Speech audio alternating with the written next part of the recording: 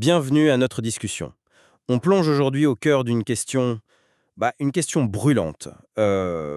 L'intelligence artificielle. Est-ce qu'elle redéfinit simplement le travail ou est-ce qu'elle menace carrément de le rendre obsolète pour une large partie de la population? Les analyses des experts en IA et puis les données sur l'emploi qui fluctuent, ça nous interpelle quand même vivement. En effet, et la tension centrale, telle qu'elle ressort des sources, des avertissements récents, c'est bien ça.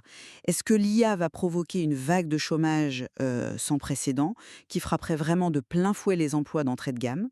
Ou est-ce qu'on est plutôt à l'aube d'une transformation majeure, certes déstabilisante, mais qui in fine ouvrirait de nouvelles perspectives?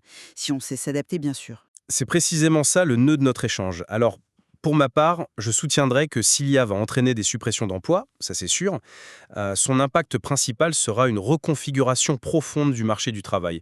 De nouveaux métiers vont émerger, et ça exigera une adaptation constante, un peu comme lors des précédentes révolutions industrielles, même si là, le rythme est différent, on est d'accord. Mmh. Et moi, je défendrais une vision, disons, plus préoccupée. Une vision étayée par les alertes de ceux qui construisent ces technologies, justement.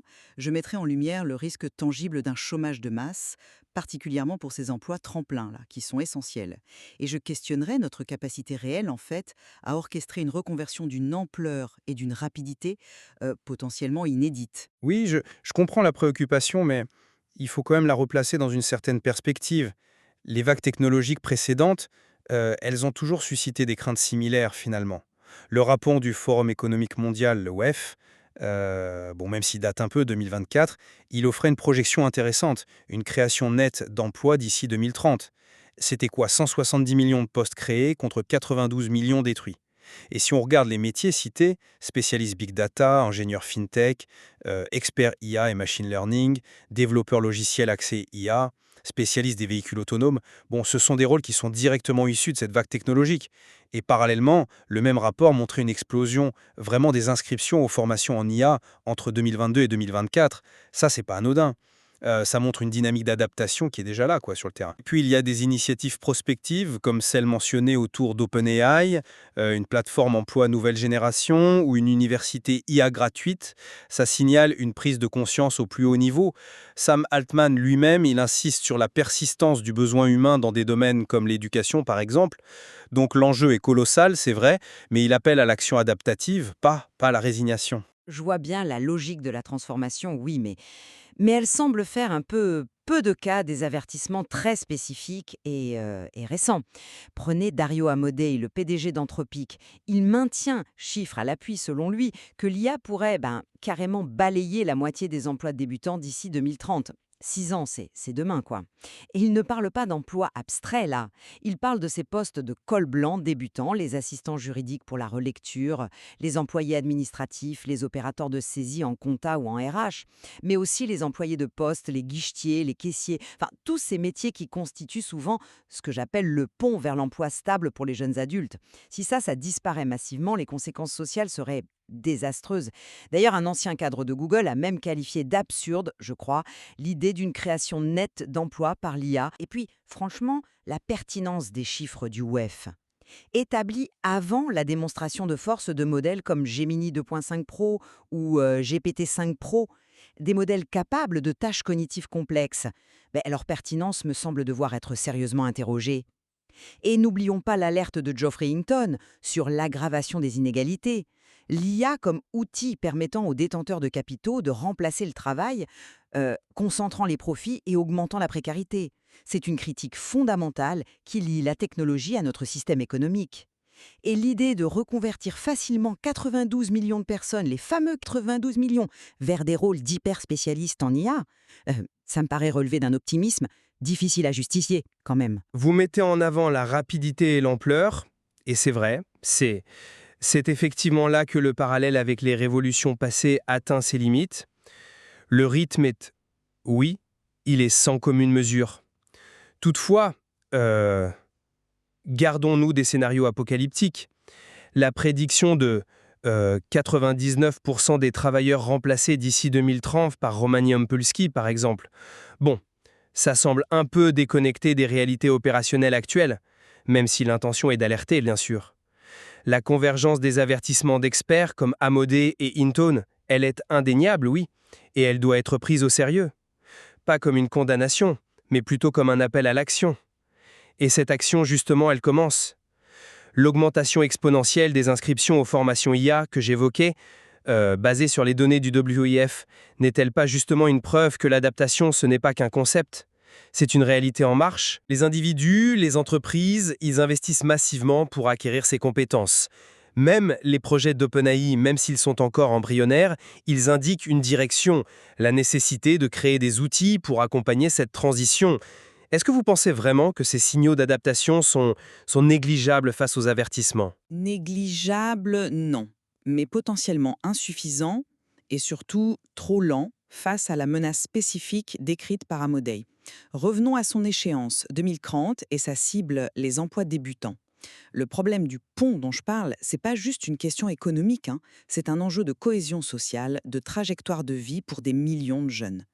Or, les capacités récentes des IA, je pense notamment à leur aptitude croissante à gérer des tâches de rédaction, de synthèse, d'analyse de documents, voire de codage de premier niveau, des tâches typiques de ces postes débutants, eh ben, ça rend la prédiction d'Amodei beaucoup plus tangible qu'il y a un an ou deux quand même. Ces modèles n'existaient pas ou n'avaient pas cette maturité quand le rapport du WEF a été compilé. Donc la convergence des experts Amodei, Hinton, l'ex-Google, c'est pas juste une opinion, hein. Elle s'appuie sur leur connaissance intime du potentiel destructeur immédiat de ces outils sur certaines catégories d'emplois. L'adaptation est une nécessité, j'en conviens tout à fait, mais la vague risque de submerger une partie significative de la population active avant que les nouvelles digues, les formations, les nouveaux métiers ne soient solidement construites et surtout accessibles à tous. Abordons alors la faisabilité de cette transition. Votre scepticisme porte sur la capacité du marché à créer et à pourvoir ces nouveaux rôles en nombre suffisant. Pourtant, la demande pour les profils liés à la donnée et à l'IA, elle est déjà criante dans de nombreux secteurs. Les entreprises, elles ne trouvent pas assez de talent. C'est justement ici que les initiatives de formation à grande échelle pourraient changer la donne. L'idée d'une université IA, même si elle semble un peu futuriste, elle vise précisément à démocratiser l'accès à ces compétences pointues, potentiellement en court-circuitant les parcours éducatifs traditionnels, qui sont longs et coûteux. Et puis, il ne faut pas sous-estimer l'argument d'Altman.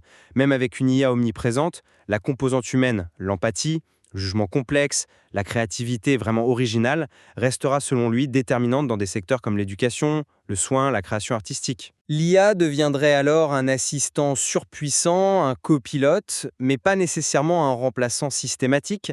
Est-ce qu'il ne s'agit pas plutôt d'une recomposition des tâches au sein des métiers, plus que d'une suppression nette massive? Je crains que cette vision de copilote ne soit qu'une étape transitoire pour beaucoup de rôles. Très concrètement, heu, comment imaginez-vous la reconversion d'un employé de centre d'appel, disons de 45 ans, dont le métier est directement menacé par les agents conversationnels avancés? Comment imaginez-vous se reconvertir vers un poste d'ingénieur en machine learning? Le fossé en termes de compétences, mais aussi d'appétence et de capacité d'apprentissage, il est immense pour une partie non négligeable de la population. L'université IA d'OpenAI, c'est une idée séduisante, oui, mais est-ce qu'elle suffira à opérer ce changement d'échelle pour des millions de personnes au profil si varié? D'ailleurs, le débat public entre Sam Altman et l'investisseur Vinod Khosla, où Khosla contestait l'idée qu'un enseignant humain ne puisse pas être remplacé par une IA pour certaines tâches éducatives, ça montre bien qu'il n'y a aucune garantie sur la préservation de ces fameux bastions humains même au sein de l'écosystème tech. Et ça nous ramène à l'avertissement de Hinton sur les inégalités. Cette transition, même si elle réussit pour une partie de la population, est-ce qu'elle ne risque pas de créer une société à deux vitesses? D'un côté, les adapter à l'économie de l'IA, et de l'autre, une masse de personnes dont les compétences sont devenues obsolètes et qui peinent à retrouver leur place. C'est un risque socio-économique majeur quand même. Vous touchez là un point fondamental, oui. La fiabilité des projections et la gestion de l'incertitude. Oui, les rapports comme celui du WEF ont des limites, notamment leur date de publication face à l'accélération technologique, c'est vrai. Mais, mais faut-il pour autant accorder une confiance aveugle aux prédictions les plus sombres, même venant d'experts reconnus?